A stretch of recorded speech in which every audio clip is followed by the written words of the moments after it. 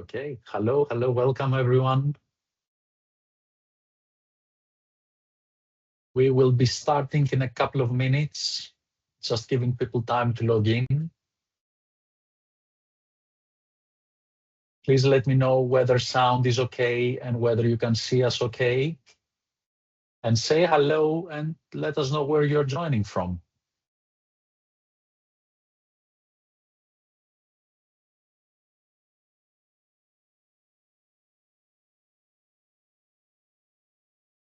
Sound and video good. Thanks, Luke. Hello. Is my mic off? Oh no. No, I can hear you. All right. Maria, I wonder whether you need to check your sound. We can hear. Hi, Rob. Good to hear from you, mate. Welcome. Excellent.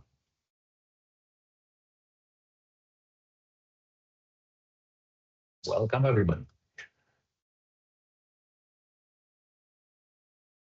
I see Wales. I see Suffolk. Hello, everyone. Some people are still joining, so I'm giving them a minute. So we're all good to go.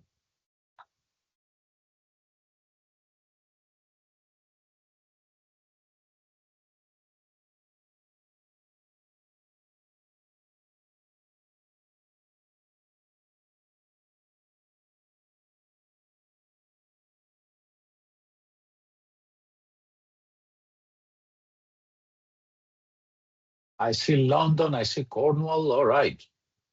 All across the UK. Glad to hear that.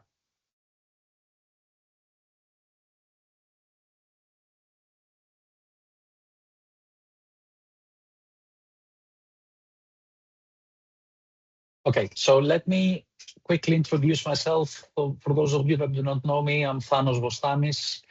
I am a lecturer at the Tizard Center at the University of Kent, where we do research in intellectual and developmental disabilities.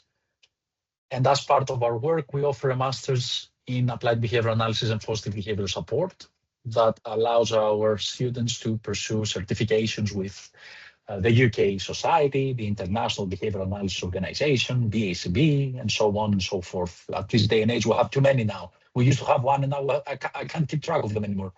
So as part of our work, we invite esteemed colleagues like Dr. Cox, who disseminate the really good work in our field and allow us to kind of critically evaluate developments in behavior analysis. Now, some quick notes for you. If you're claiming CUs or APDs, as we'll now call them in the UK, I will deliver 3 keywords. Please make a note of them, and I will share a Microsoft form in the chat where you can add them at the end of the session. My suggestion is do have that sitting in your browser, just in case at any point you drop out, or if I end the meeting at the end, because you won't have access to the chat later on, okay? As another reminder, I have 45 days to prepare your certificates. So when we finish, please don't start hammering me with emails about your certificates. I promise I'll get to them, okay? I'm good for that. Other people can vouch for my consistency. I do send them to you, so don't worry. Okay, so Dr. Cox, David, thank you very much for joining us. Please introduce yourself, take it away, and I will only interrupt you at 3 points for the keywords, and I'll be monitoring the chat for you. Nice. Thanks, Thanos. Hey, everybody. My name is Dr. David Cox. So I got started in behavior analysis back during my undergraduate degrees, kind of started in-home providing ABA services for individuals with autism spectrum disorders. That was 20 years ago. Had a long kind of circuitous path since then, getting into pro-health behavior, a lot of clinical decision-making stuff, some basic research, human operant research on choice, judgment, decision-making. All of it is really kind of centered around the theme of how can we analyze the decisions that we make on a daily basis, whether we're a clinician or for ourselves. You know, we want to live happier, healthier, better lives. And then how can we use behavior analysis and technology together to analyze data and understand how we might be able to make better decisions. So you'll probably see a lot of that stuff throughout this presentation here today. I'm going to share my slides here and we'll get going. Dun, dun. Slides look good here, I'm guessing. All good to Nice. go. We can see everything okay, David. Thank you. Yeah, perfect. Thank you. Yeah, so title of this talk is Through the Looking Glass, Advanced Analytics and Artificial Intelligence to Predict ABA Outcomes and Improve Service Delivery. I do want to start by thanking Thanos and you all for being here, but for the invitation to chat with you about this stuff. I love this work. I could talk about it at length. And so we're going to go through, I think, like a high level of kind of context within which this work sits and kind of the nuts and bolts a little bit about AI, and then how we're thinking about using it in service delivery. But that being said, afterward, if anybody wants to chat more about this, you're more than welcome to email me. I love talking about this stuff. I also run an open lab at Endicott College. So if anybody wants to just hang out and chat more about this and you see the projects we're doing, you're more than welcome. So I guess for a little bit of context on myself, I've personally been interested in artificial intelligence and big data sets that might describe the totality of environment and human behavior really since I was a kid and seeing the movie The Matrix, where they show these incredible visualizations of how the totality of behavior and the environment can be turned into data, right, into numbers. And what was fortunate for me as I got older was finding the science of organismic behavior that provided a framework for analyzing and describing these relations in a way that then allows us to predict human behavior. And as we all know, once you can get in there and start describing and predicting human behavior, you can use that to do a lot of good in the world, which is really fun. Now, more kind of formally, I began my journey into the underlying mathematics and logic of computer programming and quantitative modeling about 12 years ago. And I seriously turned my attention to learning how to build AI systems in 2016. Now, for about 5 years there, anytime my wife and I would go to meet our family, we'd go practice this 30-second response to the question of, what exactly do you do in your work? And I would try to describe to them what artificial intelligence is, what behavior science is, how they combine together. But more often than not, I think I left them more confused than we actually started our conversation. But the launch of ChatGPT 3.5 in 2022, short 3.5 years ago, really has changed everything in this space in terms of awareness of AI and what it can do. And so at least those conversations with family and friends now are much easier than they used to be. But also coming along for this ride have been a tremendous number of misconceptions about what artificial intelligence is, and also how we might use it in professional contexts, such as healthcare, medicine, or applied behavior analysis, to do what we do better. And so, if you're going to take one thing away from this presentation at all, I hope it's that you walk away from this talk with just a little bit of a better understanding of the many different types of artificial intelligence that do exist, how artificial intelligence works under the hood, and that also variations of this have been around for decades. And though ChatGPT is incredibly neat, finding a place for specific AI tools in applied behavior analysis or positive behavioral supports really requires that we understand the larger context around why we might even be trying to use AI in our work generally. And also a reminder that a lot of this stuff is experimental. Kind of like the functional analysis, right, originally published back in 1983, I believe it was.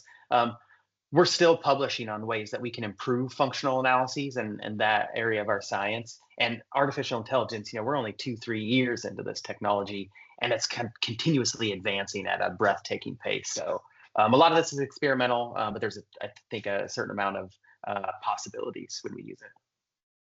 So to kind of hit all those high-level themes around AI tools, in particular to predict client outcomes and improve service delivery in ABA, we're going to start by first discussing kind of that larger context within which all this work sits, and specifically how the findings and assumptions of behavioral economics lead to patterns of clinical decision-making that are then targeted by this field called quality measurement. From there, we'll discuss how the analytics, how that work is actually done, right? So the analytics around things like client profiling, predicting client progress, and then how that information can be put to good use in clinical decision support tools. And then lastly, we'll try to talk about how we can connect many different models of behavior environment relations together, kind of like Legos, right, into these larger data-driven AI systems, the outputs of which can then influence or inform the clinical decisions that behavior analysts make and how we deliver services. All right, so that's kind of the main plan for the next 40 minutes, 50 minutes or so. Let's start with that larger context within which all the work that I'll be talking about kind of sits. So from a basic operant and respondent perspective, we're really in the land of behavioral economics, which first and foremost assumes that all behavior is choice. That is, at any one point in time, there are dozens, hundreds, maybe thousands of behaviors that we could emit. Now, a second assumption is that we can describe and predict which of those many options a person is actually going to choose based on the relative value of each response compared to the others, and where the value of each response is determined by the organism's past and current contact with reinforcement and punishment schedules that have been associated with each one of those responses. And these are the ones that you probably all know or have at least read or heard about. So things like the generalized matching equation, right, which tells us roughly the value of one response relative to others based on the amounts of reinforcement that are contacted. Discounting, which tells us roughly the value of a consequence or an outcome based on the delay to when I receive it or the probability that that I'll actually contact the reinforcer or punisher. Demand, which describes really nicely how increasing the effort it takes to contact a reinforcer has these characteristic patterns on overall response rate, as well as how many we continue to access before the effort is just too much, we stop responding. Temporal weighting rule, a really nice way to describe how experiences in our learning history are carried forward to the present moment to influence the value of different reinforcement or punishment schedules. And then behavioral momentum. Very few things in life are static, steady state. That is, reinforcement schedules constantly are changing over time. And so behavioral momentum gives us a way to quantify, describe, predict how long people are going to persist with their current patterns of behavior before they kind of adjust or adapt to the changing schedules of reinforcement. Now, within behavioral economics is a common finding sometimes referenced as suboptimal decision making. That is, when you compare the choices that people do make with what would maximize reinforcement or minimize punishment, most organisms do a little bit less than that. That is, our pattern of decision making can sometimes be suboptimal. Now, this doesn't mean that we always fail to optimize contact with reinforcement or minimize contact with punishment, but it's a big enough of a deal that people have written books on how to help nudge people towards better decisions, and governments have created teams, right, units of people whose job it is to improve the decision making of their citizens. Now, suboptimal decision making kind of makes sense because the world is messy, complex, and many factors come into play to influence our choices. And in behavior analysis, we refer to this as the multiple control of behavior. And it has been theoretically analyzed via the complex interactions of many different contingencies that have unfolded throughout our learning history. However, together, suboptimal decision-making and the multiple control of complex choice, they have really interesting implications for analyzing clinical decision-making. For example, the fact that we sometimes engage in suboptimal decision-making has led to some startling facts around medical errors being estimated as the third leading cause of death in the United States. That is, errors in the clinical decisions made by doctors sometimes lead to their patients dying. And historically, this has ranked. It has happened enough that it ranks in the top 5 causes for death in the US, technically making being in a hospital as dangerous, or I should say more dangerous, than bungee jumping or skydiving. Now, for one example related to the multiple control of complex clinical decisions is a common finding referred to as the efficacy versus effectiveness gap. That is, the effect sizes that we observe in clinical research, they often reduce or vanish completely when the same intervention is implemented in non-laboratory real-world clinical contexts. Now, this is probably because the research was designed to isolate that specific intervention, right, to learn about its efficacy, whereas non-research-based clinical settings are not, right? We're much messier, much more complex. And if you like kind of this conversation generally, I'll also put a plug in for the field of implementation science. So there's a field of researchers out there who try to figure out how do we actually close this research to practice gap while maintaining the effect sizes observed in clinical research. Now, a fair question to ask at this point is, what exactly does all of this stuff look like in applied behavior analysis? And arguably, it's unknown. I don't really know anyone out there who's measuring errors in BCBA decision-making or publishing differences in the effect sizes that they're observing in their clinical contexts relative to JABA. But we do know that if you put two different behavior analysts into the identical context, that they sometimes will make very different choices. And again, this makes sense because we each have a different learning history that we bring into that moment of clinical decision-making.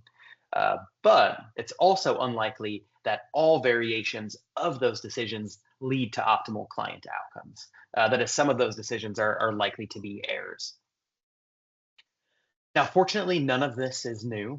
There's another field called quality measurement that has really grown around this issue with quality measurement researchers and practitioners really trying to figure out exactly how to measure how healthcare services are currently being delivered, where variability might exist in how clinicians currently make decisions, and then how all of that stuff actually relates to client or patient outcomes.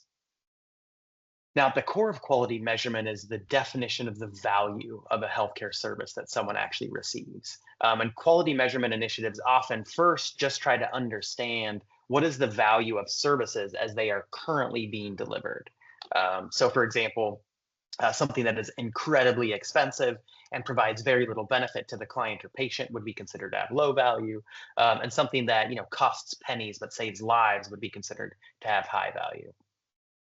Now, once the current value of services is known, people that are interested in this stuff can then try to come up with ways where they can either reduce the cost of services while maintaining quality, maybe improve quality of services while maintaining cost, or the magical unicorns try to do both simultaneously, but that's incredibly hard. Now, at this point, you might also be wondering exactly how quality and cost are defined. And this will obviously depend on the exact healthcare condition or the service that's being delivered.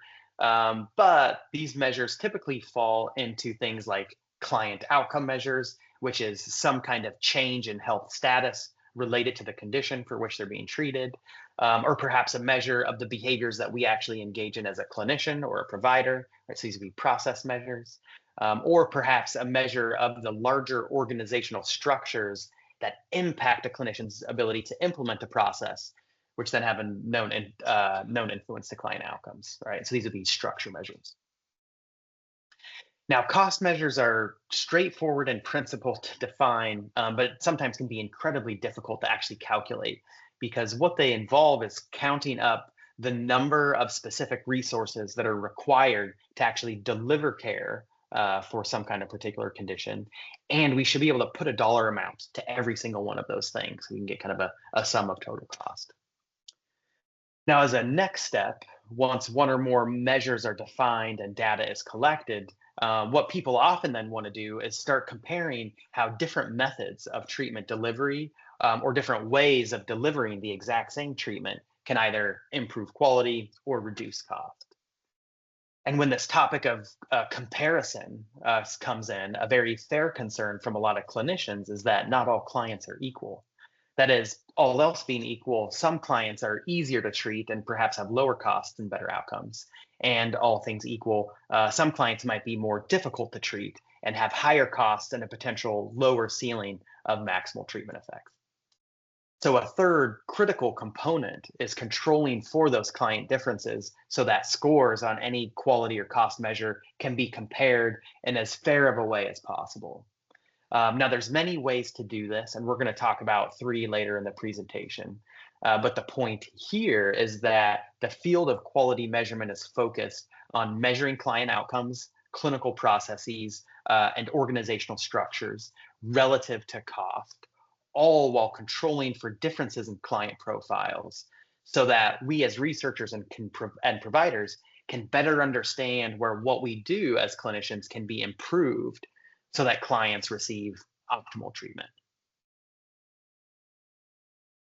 All right, so that's kind of the larger context within which all the stuff that I'm going to talk about from here on kind of sits. And so now we can deliver the first keyword. Sorry to jump in. No, folks, your first keyword for your CEU is economics. I repeat, economics. The first keyword for your CEU is economics. Thanks, David. Yeah, I appreciate it. That's a good pause for me to get a drink because I get excited about stuff. Nice. So now we're going to pivot to kind of the analytics, some of the fun stuff. Kind of stated differently, if you have a data set on client characteristics, maybe how you're delivering services and perhaps progress made, how might we begin actually doing some of this stuff and then also making it practically useful? Now, for this, we're going to first start by looking at this idea of client profiling, which really, as its first order, has identifying what relevant variables I'm going to use to actually conduct these analytics with. Now, there are kind of two broad strategies for identifying variables for client profiling. In the bottom-up approach, we really start by looking at, as an organization or a company, what data do I actually have on clients as it relates to outcomes? From there, I might start looking at how do each one of those client characteristics I have data for relate to the progress that I'm measuring and seeing. And from there, I can then start looking at the research literature and seeing how do the variables that relate to outcomes at my company or my organization or clinic, how do those relate to what researchers are seeing? Now, in contrast, a top-down approach would involve kind of going in the reverse direction. That is, you would start with going to the research literature or doing what's sometimes referred to as an environmental scan. From there, you would see what does the research actually suggest should be predictive of better or worse outcomes in the population that I provide services for. Once I see what those variables are, I'm then going to look around my company and see what data do I actually have that relates to those things that exist in the research literature. And then from there, I can start running the analytics to make some of these predictions. Now, one thing I'll throw out, one of the big challenges with this top-down approach, especially in applied behavior analysis, is that the research literature may not really exist that really relates some of these client outcomes to patient progress or client progress over time. So you're kind of stuck in a bottom-up approach regardless. Or sometimes what's been predicted in the research, you actually don't have data to yet. So you can either start collecting that, so you're prepared in 6 months, a year, 2 years or so, or you can kind of play around with what you have anyway. Now, that said, kind of regardless of bottom-up or top-down approach, what's cool about kind of quantifying client profile in this way is on the back end, I should have some set of client characteristics that have some logical relation to the outcomes that I'm interested in measuring. And these might be things like social determinants of health that present barriers to the access and effectiveness of services. They could be the unique skill set, right, the behavioral repertoire that's related to the diagnosis for which someone might actually receive ABA services.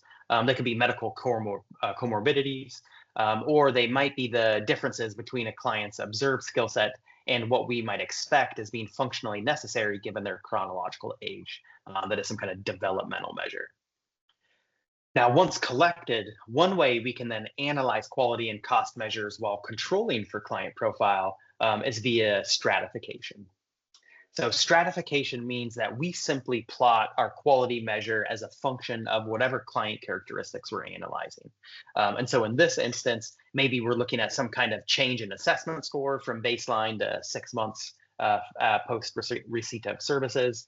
And I'm plotting that on my y-axis as a function of, in this case, the number of diagnoses that someone has, right? Comorbidities, maybe a proxy for case complexity.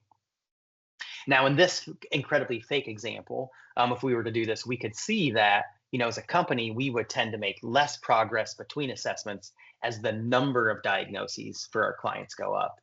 And further, we could also go in and look at different BCBAs, and we'd learn that providers see fantastic with individuals with one diagnosis, but they tend to do less well than the rest with individuals with 3 or more diagnoses. And again, in this fake example, provider A, they still make progress, but they do less well than the rest with clients with 1 diagnosis, but fantastic when it comes to more complex cases, right? 5 or more diagnoses.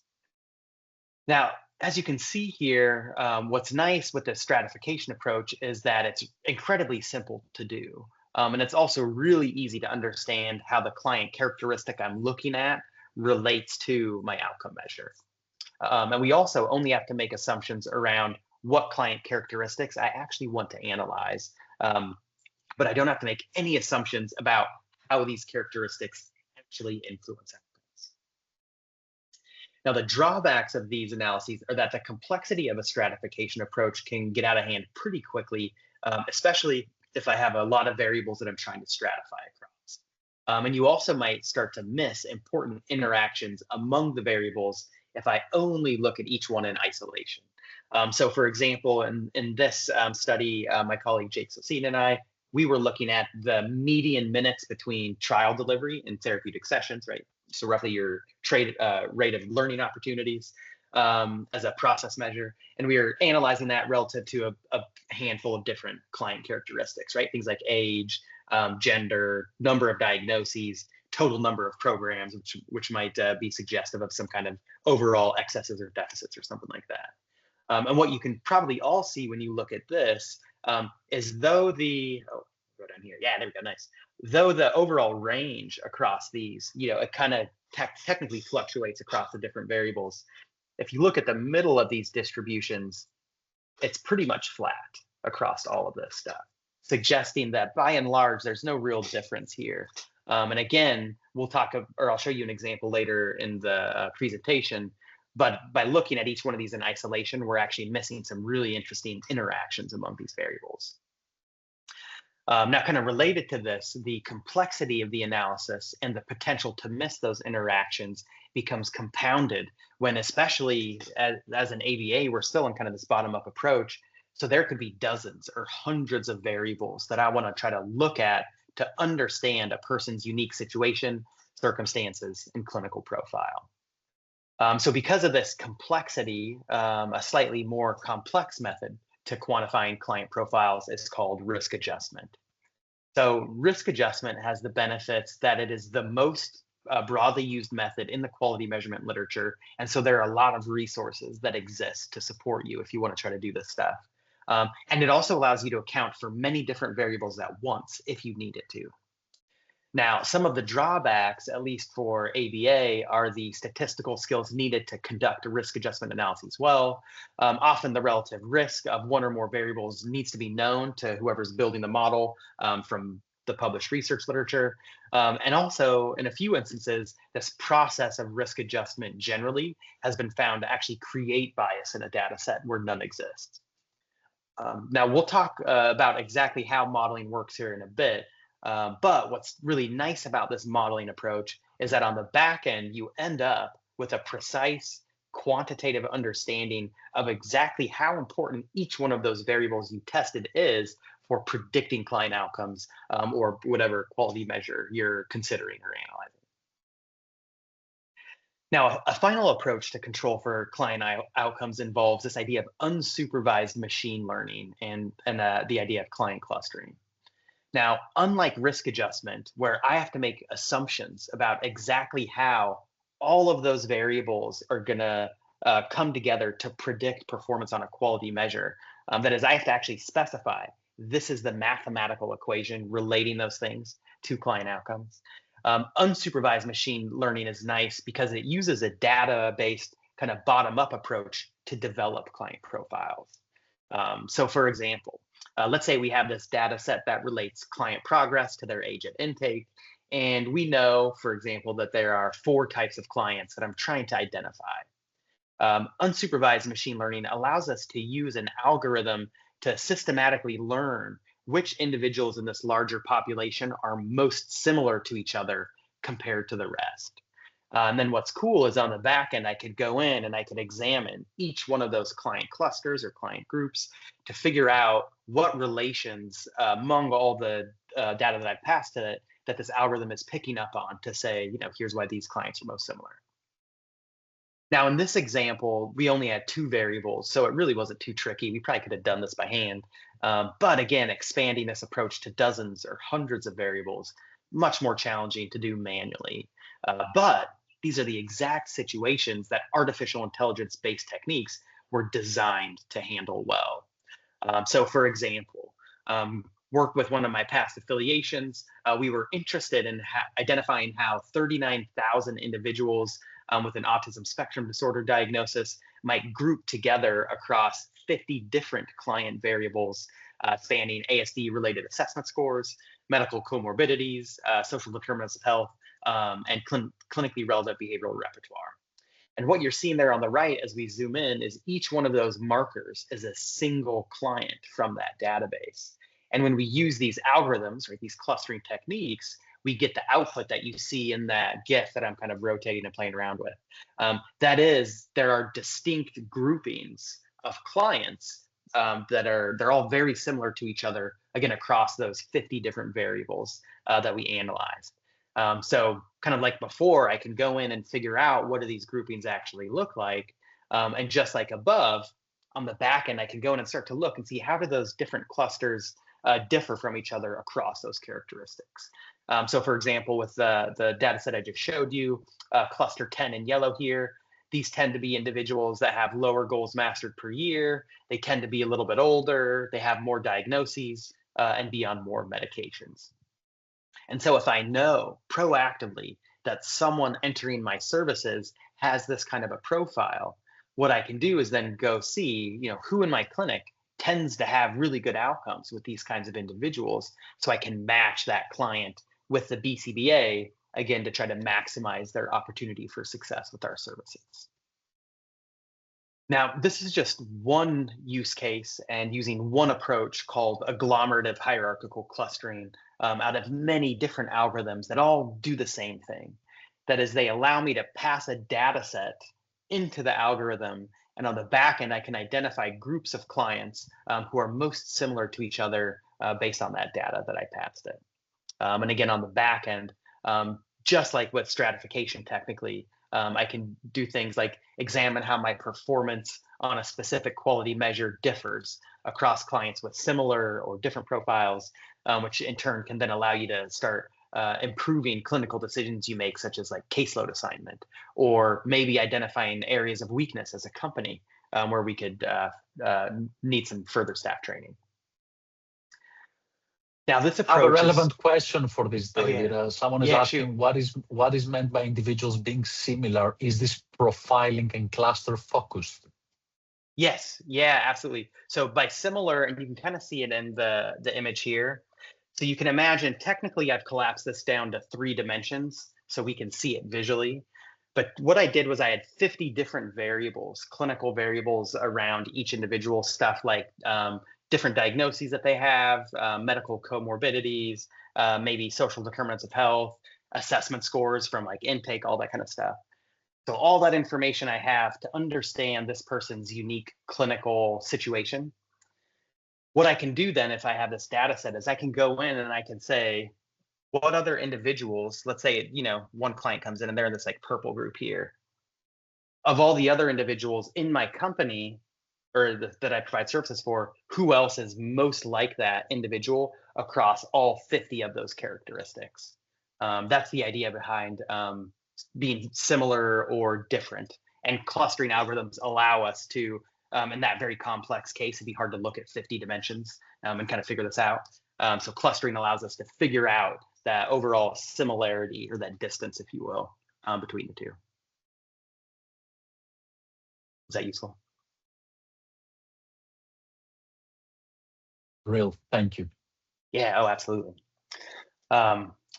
Now, what's kind of nice about this approach is that it has the benefits that it's relatively easy to understand, and you also don't have to specify how those different variables actually influence client outcomes. Again, I just need to figure out what are the set of 50 variables that I want to include.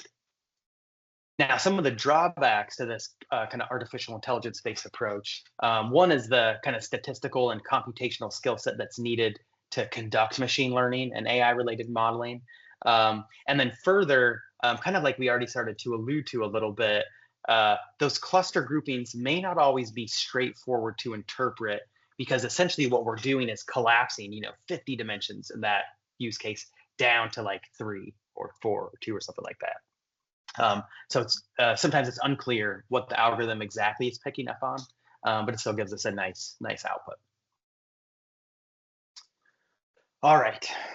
So often when we're analyzing client outcomes, we want to control for client profile in some way, so that comparisons across clients, BCBAs, or perhaps across ABA organizations are on as level of a playing field as we can get.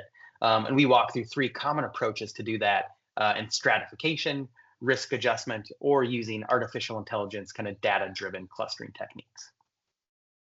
Now, in this next section, we're going to talk about other aspects to all of this, really in moving from kind of post hoc descriptions of progress that clients have made to predicting client progress proactively.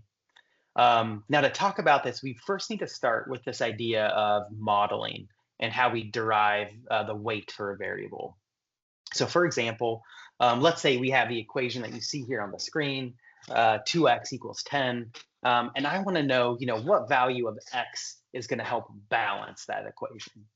Well, if you remember back to your younger days, you probably remember, I could just simply divide each side by 2, right? So the left becomes x, 10 divided by 2 equals 5. So we essentially get that x equals 5. Now, this approach is called an analytical solution, as we can manipulate symbols to derive an exact solution, right? We can analyze the text on the screen. Now, an alternative approach that we can use when an exact solution is really difficult to derive might be to see how different a predicted value is from the observed value if I randomly start substituting numbers in for x. So here, let's say I substitute 1 in for x.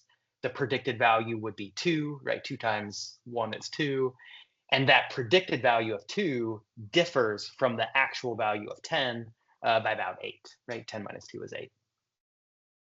What we can then do is just systematically repeat this process by substituting different numbers in for x, each time keeping track of how different our predicted value is from our observed value. Again, in this case, it was 10. Now, once I've iterated over a sufficient number of values for our variable, so x in this case, what I can do is go find what was that value of x where the difference between the observed value and the predicted value is as close to 0 as possible. Now, this approach is called a numerical solution. And though we did this manually, it would be incredibly tedious to do with large data sets or with many different variables. But computers, they're perfect for tasks like this. And we can simply ask the computer to do the exact same thing by programming in these instructions into a language that the computer can follow, right? So an algorithm. Now, in this example, it involved one observation, right? 10 is what we're trying to predict here, and one variable, which is x. But we can extend the same logic to make predictions about many observations and using more than one variable. So for example, you may remember from earlier years that the equation for a line is y equals mx plus b. For this data set that we're looking at here, y would equal the total number of goals mastered by each client for whom we have data. X would equal the total number of years for the individual has been in ABA. M would be the slope of the line, right? So our change in y over change in x, our change in goals mastered over time. And B would equal, what is that value of y when x equals 0, right? Our y-intercept.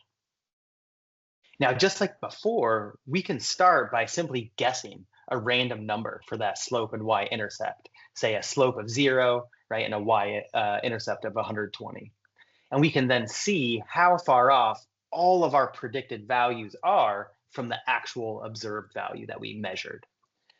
Now, this would be kind of a lot to keep track of, right? There's a bunch of different data points here at the individual level. So what I can do is just simply summarize. I can add up all of those differences between the observed and predicted values into a single total amount.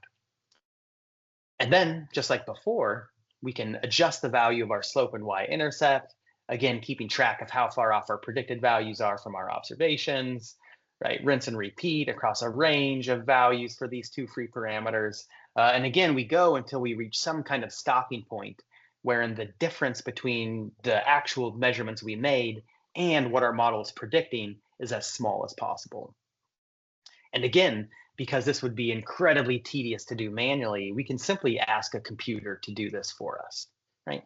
Add trend line in Excel. Now, at this point, if you followed everything over the last 15, 20 slides, then congratulations, right? You understand how quantitative and computational modeling works. It's this exact same process that researchers use when we fit things like the generalized matching equation to data or the discounting equation to data. right? In all of these instances, all we're doing is using a specific mathematical equation to describe how characteristics of the environment, reinforcement contingencies, or stimulus pairings lead to, right, equal specific amounts, durations, or latencies to behavior, right? Environment equals behavior. Now, further, just like in the clustering example previously, each one of these models have a specific structure and relatively few variables, right, up to 3. But what about situations where we have dozens or hundreds of variables that might impact client outcomes and that span many structure and process measures and that might interact in these kind of nonlinear and complex ways? Again, AI algorithms were designed specifically to handle these kinds of situations. For example, let's say we want to predict how much progress a client will make using only hours per week of ABA that they have received. Here, we can use that same linear model as before, but with the Y value being client progress and the X values being hours per week of ABA services. Now, when we do that, us and many others have found that you get kind of a dose response curve if you use goals mastered as your dependent variable. And if you're starting to use change in assessment scores, it's a little bit flat. But for each of these, we end up with really a lot of noise around that line of best fit. That is, if I plot the predicted values again relative to those actual progress made for these individuals, you can kind of see how not really great that model is. We're off by a lot. Now, what's kind of neat is that if we simply include more predictor variables, that is, if we add in information about medical comorbidities, social determinants of health, assessment scores, measures of their behavioral repertoire, our ability to predict client progress already is improving, right? That is kind of stated differently by simply addressing the complexity of clinical situations that we know exists, but by bringing that into our analysis, we can already start to do better. Now here, we're still, though, making assumptions about exactly how all of those different variables should fit together to predict client progress. So just as with client clustering, we can also let the data guide us, and we can use algorithms that were specifically designed to solve these kinds of equations, which enable even more precise predictions of client progress. So to kind of further demystify this stuff and maybe show a different way of thinking about your data, I'm going to walk through how this particular algorithm works, that is the random forest algorithm. Before you do so, let me jump in and do the second keyword, give you a small break. Folks, the second keyword for your CEU is number 35, 35. Your next keyword for the CEU is number 35. You can just type it as a number. You can type it as a word. I don't mind either way in the form. Okay? Thank you. That's awesome. So this random forest algorithm is based on the concept of a decision tree, where essentially you're asking and answering a series of questions, and at each point you examine the value of some variable, and based on that value of the variable, you either go left or right, until you reach some kind of final decision or leaf or terminal node. Now, random forest algorithms use this exact same idea, but again, use the data that you have to create the decision tree from the bottom up, instead of trying to prescribe what it should look like from the top down. How does this work? Well, let's imagine that you have a data set where you want to predict, say, I don't know, whether a client will master a goal, right? Yes or no. And for each client, we have data on their baseline VB-MAP scores, maybe the average number of learning opportunities per hour that they contact during ABA sessions, and the number of comorbid diagnoses that they have. So to create a database decision tree to predict whether they will master a goal, we first need to figure out exactly which variable we're going to choose as that first decision point, and where we're going to make a split so that observations down one predictive route are different from observations down the second path. Now, for simplicity, let's say we're trying to pick between using comorbid diagnoses or baseline VB-MAP scores as that first variable that we're going to split upon, and we have to figure out, of all the values that each of these takes, what's the best thing to split on. Now, as a baseline model, I could randomly predict, yes, they'll master a goal, right, yellow, or no, they won't, which would be purple. And if I do that, I'm going to be right about 50% of the time. So I have to do better than this kind of baseline accuracy. All right, well, let's first see if splitting based on the number of comorbid diagnoses that someone has improves our ability to make predictions above 50%. Right, so we would start and say, all right, if someone has more than 2 comorbid diagnoses, I'm going to predict they're probably not going to master the school, otherwise, yes. If that's our prediction, you can see at the bottom our accuracy is 9 out of 20, 45%. All right, not much better. Well, instead of splitting above 2, what if I split above 1? What's our accuracy there? 45%. Well, what if I say, let's move it down one more. And if you have any diagnoses, comorbid diagnoses at all, I'm going to predict you're probably not going to master the school. Otherwise, yes, still 45%. Okay. So on the whole, splitting based on the number of comorbid diagnoses at this point in our decision tree is not very helpful. But what about if we split based on VB-MAP assessment scores? So let's start, I don't know, what if they have greater than a VB-MAP of 20 as their baseline assessment? Everything greater than that, I'm going to predict, yes, they're going to master the school, otherwise no. 70%, right? We're better than our baseline accuracy of 50%. What if I move that cut point over to a VB-MAP score of 30? What's our prediction accuracy? Nice, 100%, we're perfect. What if I go to 40? Back down to 65%. So what we've done is we've learned that at the topmost level, if I iterate through all possible variables and all potential ways that I can split my data, we learned that splitting based on VB-MAP scores of 30 leads to the best improvement in our ability to make a prediction compared to that baseline model. Now, in this example, we hit 100%, so we would just stop, but that never happens. Usually we have a lot more work to do. And so we simply then just repeat this process over and over, as deep as we need to, until we have the best predictive model that we can get. Now, what's kind of fun about this approach is it's actually really good at learning patterns in data this way, and so much so that our models can start to overfit our data, which then impacts the model's ability to make predictions on new data that comes in down the road, especially if it differs significantly from the characteristics of the data that I use to train the model. And so to help combat overfitting, we can train many different decision trees, each one of those using a unique set of variables and with kind of maximum depths that I'll allow my decision trees to go to. And then in turn, what I can do with this forest of decision trees is things like predict client progress with significantly greater precision than we might otherwise be able to do so. Now, lastly, just like with client clustering, random forest algorithm is one out of many different approaches that allow you to do the exact same thing. That is to predict behavior as a function of many clinically relevant variables that might interact in complex and dynamic ways.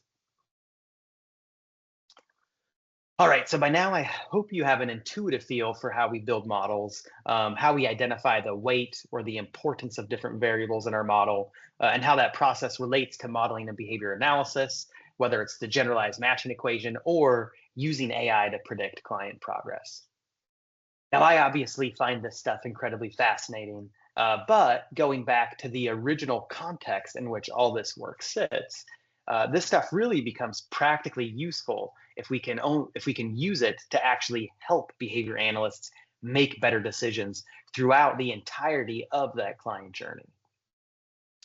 Now, along that client journey, there are dozens, hundreds of decisions maybe that BCBAs make, wherein some kind of data-based decision support could prove useful. And so in the final section here, I'm going to chat about a few specific use cases where we have used AI to generate information that can improve ABA service delivery. Now, to begin this conversation, we have to first start by understanding a little bit about the data systems and architectures that are actually needed to engage in this work. That is, though the modeling part is really fun, there's a lot of additional work that's needed to actually put a model into work, or like put it into production, so we can make predictions that people can interact with daily. And then after I talk about these kind of general high-level points, I'll get to a few specific actionable outputs we've generated. All right, so from kind of this system architecture standpoint, we can talk about or think about kind of two different architectures. So the first we can refer to as perhaps the functional flow. That is, when you think of a client's journey through ABA services, at least in like this kind of more healthcare-y type setting in the US, it often looks something like this. right? So there's some kind of diagnosis or referral, right? Someone has contacted someone and said, hey, you'd probably benefit from ABA services. The ABA company, then we're going to run some kind of batch of assessments to understand what's going on with this individual. How might we help? We'll then create a treatment plan. And then at the end of the day, someone's going to have to pay for these services, right? So we're going to give that treatment plan to, maybe it's private pay, maybe it's a school district, maybe it's an insurance company, who knows? But they're going to say, yeah, this is reasonable. I agree to give you X dollars in exchange for doing this work. Services are delivered, which we're modifying hopefully regularly based on the data that we have. At some point, right, we reassess. Maybe the individual's doing well and they can exit ABA services and they stay out of ABA services. We've kind of helped them. Maybe they kind of discharge, but at some point they relapse or they resurge. There are many different words we could use there, but they essentially re-enter treatment. Or perhaps at that reassessment, we just continue therapy because we still have a bit of work to do. And then underlying that, what you see at the bottom is a bunch of kind of administrative type stuff. Now, what you're now seeing on this slide are a bunch of small text boxes with blue italicized font. And each one of these boxes is one way that researchers have published how artificial intelligence or data-driven decision supports can help automate, supplement, augment, or improve behavioral health services. And in many of these instances, it's been used to target ABA services specifically. Now, practically, right, I can also think about a lot of this stuff and from more like a data flow perspective. That is, physically, again, to do this work, I need to figure out where exactly are people going to be collecting data that I can use in some capacity. That's that number one at the top. From there, that's going to have to get stored someplace, often electronically, because that's going to make our life much easier. At some point, I have to access that data that's stored and bring it into a particular environment where I'm going to actually create those models that we talked about on supervised machine learning. The result of that modeling work is going to be some kind of really interesting insight or output. A lot of research kind of stops there, right? We publish a paper and we say, interesting stuff going on here. People should check it out. But again, if we want to make this practical, what I need to do going from 4 to 5 is I need to say, hey, here's something interesting that can improve the decisions that we make on a day-to-day basis.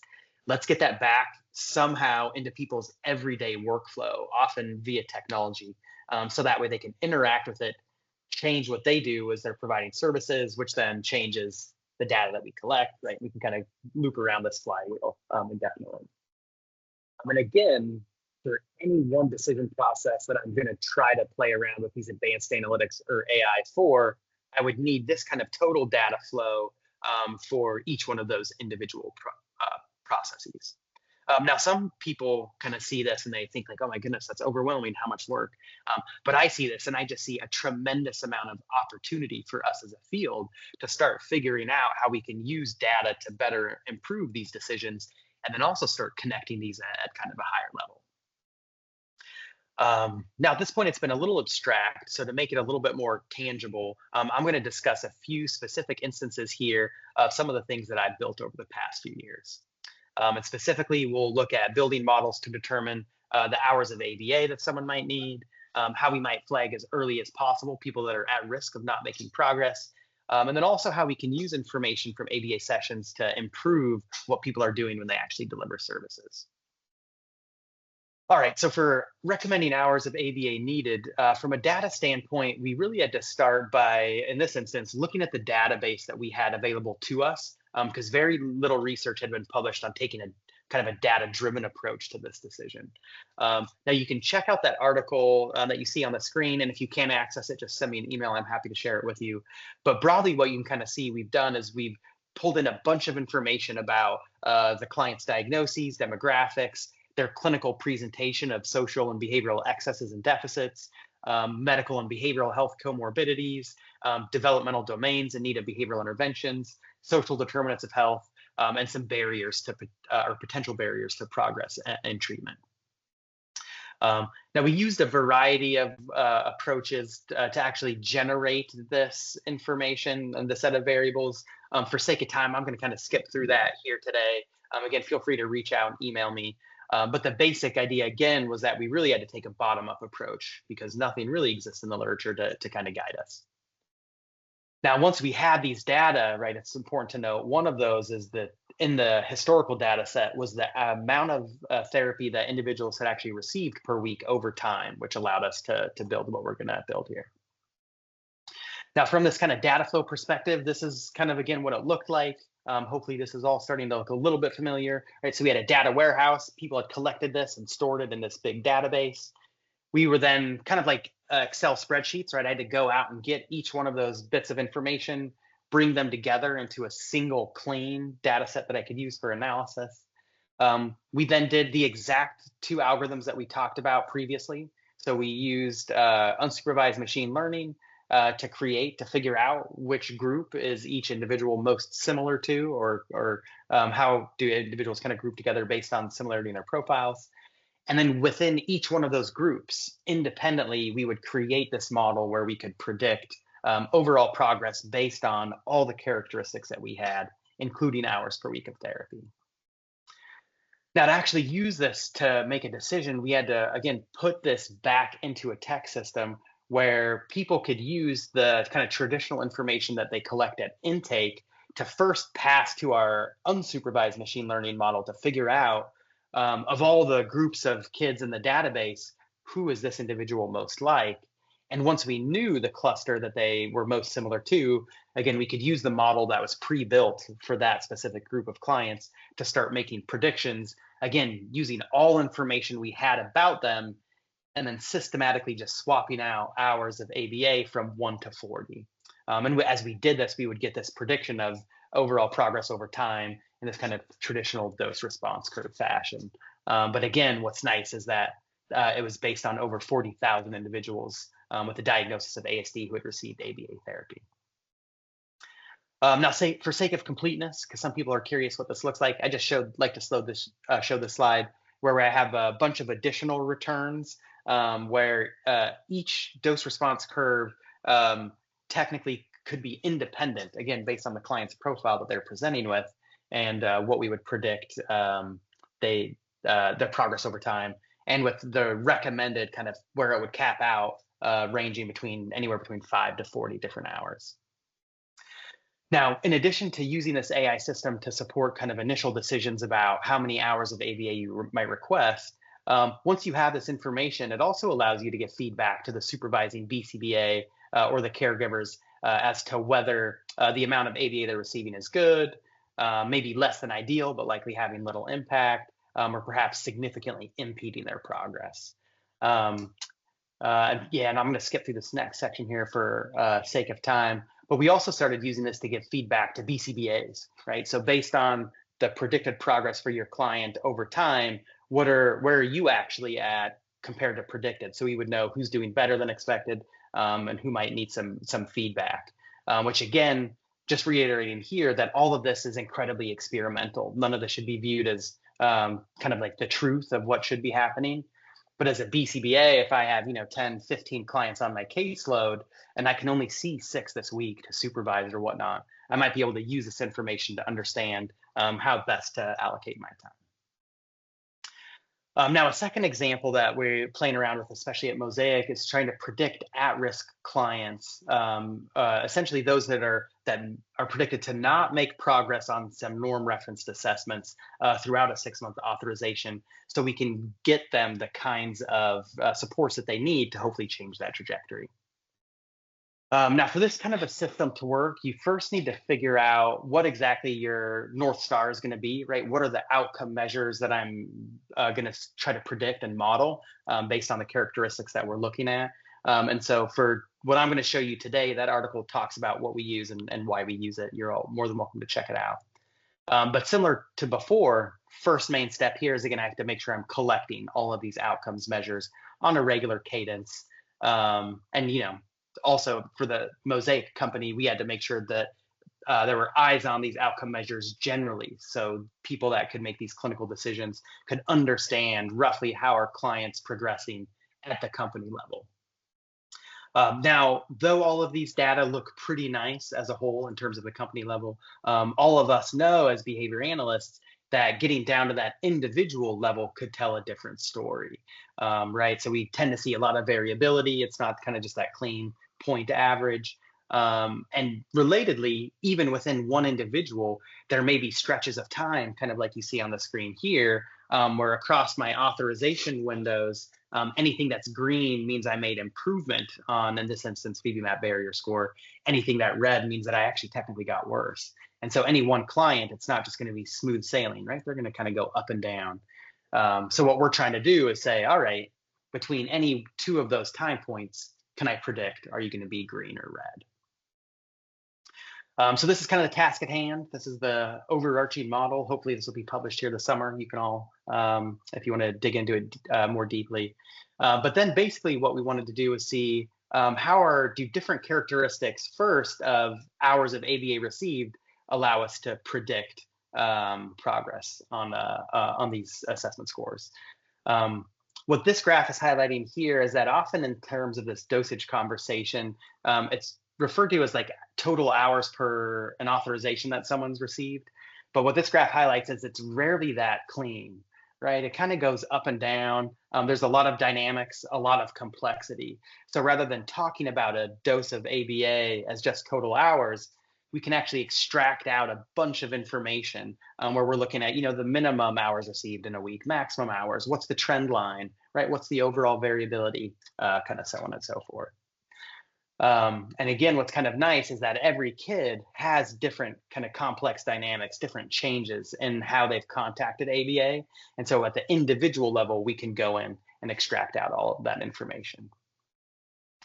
Now, what this graph is showing here is similar to the graphs you've seen previously, right? So predicted score relative to actual score for one particular outcome measure, the autism impact measure. And all we're highlighting here is that what's nice, again, by using random forest algorithm and all those features of contact with ABA services, I can start to make really decent predictions in the amount of progress that somebody is making. And I can also look in, again, at all of those different variables and figure out what is most important for predicting progress for all these clients that we're kind of looking at here.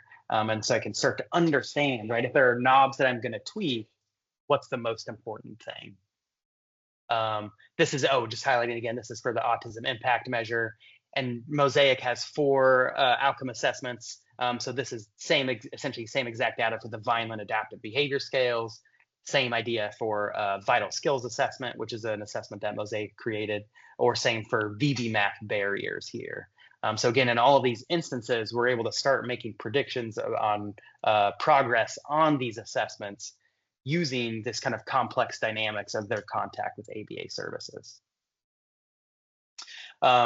We can also look at learning trials, right? So what's actually going on within a session, rates of contact with trial delivery, overall balance of different programs and things like that. Again, the main takeaway from this graph here is that we can use information about what's going on in therapy sessions to make these predictions. And we can look at different features here, kind of zipping through for time. And then the last batch of data that we also looked at is primarily just goals mastered. So there's a concept in the quality measurement literature called intermediate outcome measures. And so what we wanted to see is rate of progress on some of these goals that are in the treatment plan. Do those give us a signal en route in between the assessment and reassessment periods that's something might be going on that we could intervene on? And by and large, what you can kind of see with the graphs here is where the predictions aren't as good, but we're certainly able to get a signal from it. And then kind of last, and I think this is perhaps the most important thing, there's no reason we can't look at, what's going on in session, what's the kind of signal we're getting with goal mastery in between assessments, and what's someone's overall contact with ABA to start making, again, these predictions on progress over time. And when we do that, you start to see that we're getting really high, or most of the, I should say, observations are falling on that perfect prediction line. So we're almost perfect precision in predicting progress, client progress, using all of these features. And there's our squared values. Now, the last thing I'll kind of throw out for this here, and then I'll kind of zip through the last example pretty quickly because I know we're a little over, is this stuff, again, really cool as a researcher, and we're going to publish a paper on this later this year. But where this actually gets useful is weekly, what we can do is now take all this data, run it through the modeling system here. We can then generate a report that lists every client whose authorization is going to expire in the next 120 days. And we can rank them who's most at risk of not making progress to who's least at risk of making progress, and give that to our training and compliance team so they can go out and they can support the BCBAs on those cases to figure out what's going on, what might we need to change or improve to hopefully, again, change the trajectory for those clients. Last example here, I'll whip through kind of quickly. So here what we did was we were interested in looking at a bunch of information about the clients, but then also what's going on in therapy sessions that might allow us to make predictions about goal mastery or progress over time.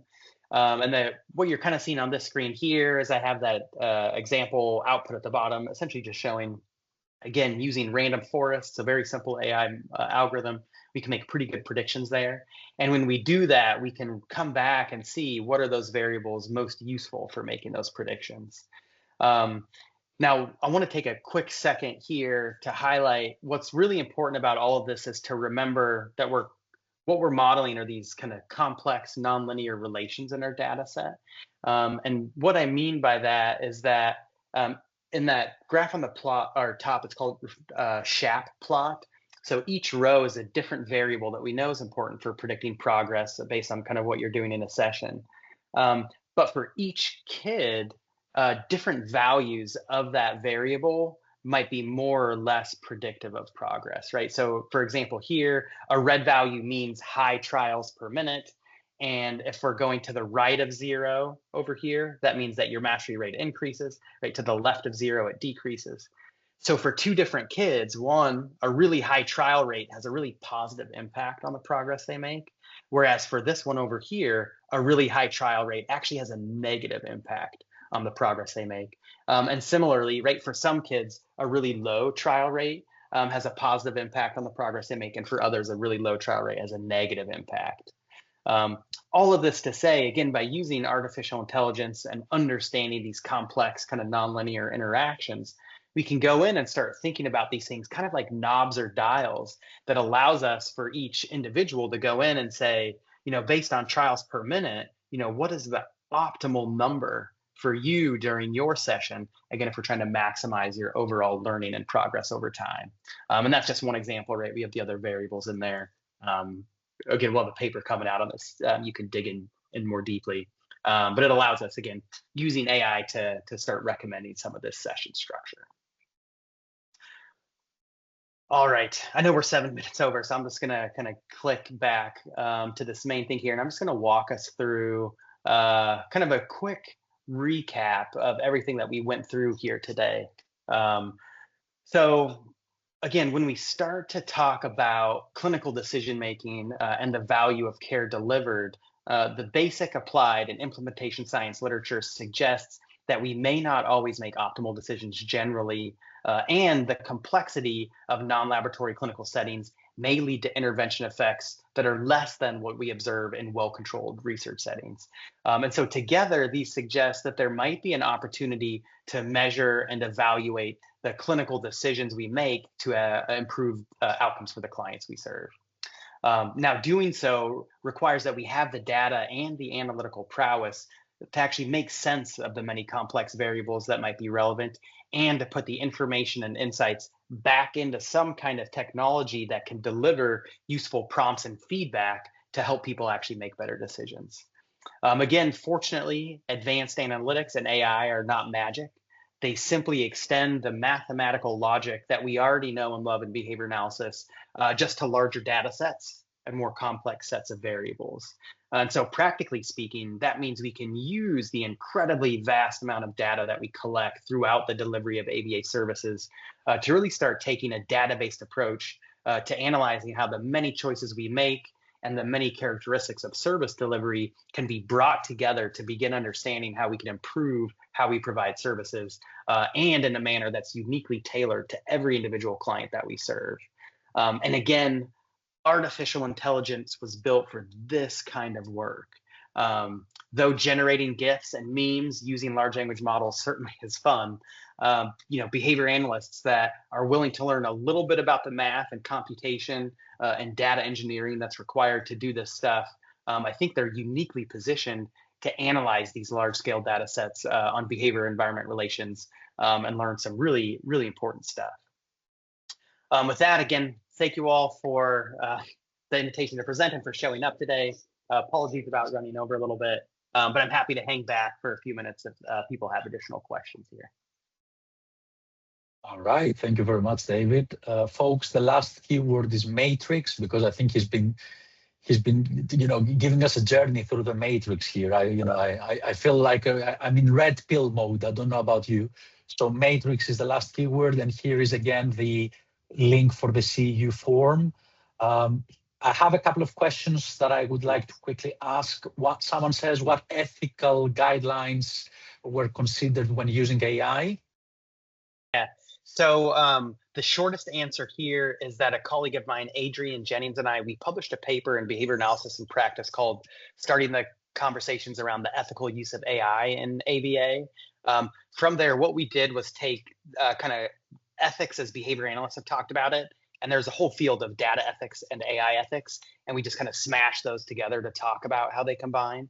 So I would say check out that paper, email me if you can't find it, because we go into length, a pretty good detail there. And I have a final question for you. Yeah. What do you think is the role of culture in these predictions, considering, for example, that let's say in the UK, the context is quite different in terms of service delivery, both in terms of hours, the training of staff delivering. For example, you might not have as many RBTs available. You might have people who might be, for example, teaching assistants or support workers that don't necessarily have that kind of behavioral training. So do you think that all these predictions in a way can be transferred across, or would you require a country-specific data set? Yeah, probably the latter. And so how I like to think about all the stuff that I do is more as demonstrations of methods. And what I mean by that is we know the models are going to be heavily influenced by the data I pass it. And so, for example, everything that I'm building with Mosaic, that's built on how they provide ABA services, the types of clients that they provide services for, and so on and so forth, how they train staff, right, all that. So I would be hesitant to take any model, really probably anywhere, and just pull it in and expect it to perform well. I'm probably going to have to do something that's called like fine tuning or build my own. And the nice thing is it's becoming easier and easier for all of us to build our own models now, which is pretty cool. All right. And one quick last one, because I know Michael has been asking this, and I'm not ignoring you, Michael. Which AIs did you use? And did you use just one or a number of them to do this kind of work? Oh, sure. Yeah. So I built all these models myself using code. And so everything I showed today used agglomerative hierarchical clustering. That's the unsupervised algorithm. And then random forest algorithms. I write all my code in Python. And there's a package in particular called scikit-learn that makes interacting with these really easy. But that's how I did all of this. All right. Excellent. All right, folks. Thank you very much for attending today. This session will be uploaded on YouTube if anybody wants to watch it again. And of course, you can reach out to David if you have any follow-up questions or if you want to collaborate with him. He's a very active researcher and a very impactful one as well. All right, David, thanks as ever for joining us. Hopefully, we'll have you again in the future to talk more about developments in this area, okay? Nice. I love it. All right. Thanks, everybody. Take care. Thanks, all. Bye-bye.